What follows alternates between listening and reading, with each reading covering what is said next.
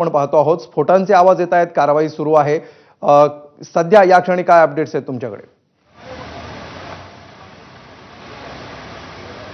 नक्कीच जी माहिती मिळते त्यानुसार पंजाबमधल्या होशियारपूरवरही हे युद्धाचे ढग पसरलेत।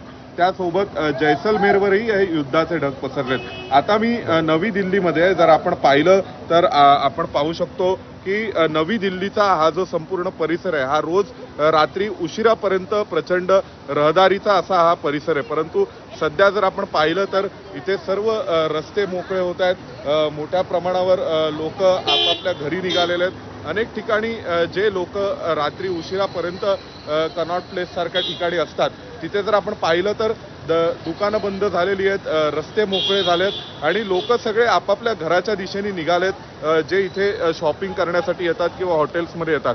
निश्चितच ज्या पद्धतीची परिस्थिती जम्मूमध्ये उद्भवली आहे, होशियारपूर पंजाबमध्ये उद्भवली आहे किंवा जैसलमेरवर आहे, तर त्यावेळेस त्या परिस्थितीचा परिणाम हा संपूर्ण देशभरात पाहायला मिळतोय। तो राजधानी दिल्लीतही पाहायला मिळतोय की जे लोक रोज कुटुंबासोबत वेगवेगळ्या रेस्टॉरंट्समध्ये इथल्या शॉपिंग कॉम्प्लेक्समध्ये येतात ते सगळेजण आता लगबग करतायत ते म्हणजे घराकडे निघण्याची आणि रस्ते हळूहळू ओस पडायला सुरुवात झाली आहे। तर कुठेतरी आता जम्मूमधल्या साधारणपणे 4 ठिकाणांवर, एक जम्मू, उधमपूर, पठाणकोट या प्रमुख ठिकाणांवर आणि अखनूर या 4 ठिकाणांवर सध्या हल्ले सुरू आहेत, टार्गेट सुरू आहे असं कळतंय। जम्मूच्या एअरपोर्टलाही टार्गेट केलं गेलेलं आहे स्ट्रॅटेजिकली पाकिस्तानकडून, जेणेकरून भारताचे सप्लाय हे जम्मू काश्मीरपर्यंत पोहोचू नयेत एअरपोर्टच्या माध्यमातून। आणि जम्मूचे एअरपोर्ट हे हवाई दलाने ताब्यात घेतले, तिथे मोठ्या प्रमाणावर हवाई दलाची विमानं तैनात करण्यात आलेली आहेत आणि त्यामुळे त्यांना टार्गेट करण्याचा प्रयत्न केला गेलेला आहे। आणि त्यासोबत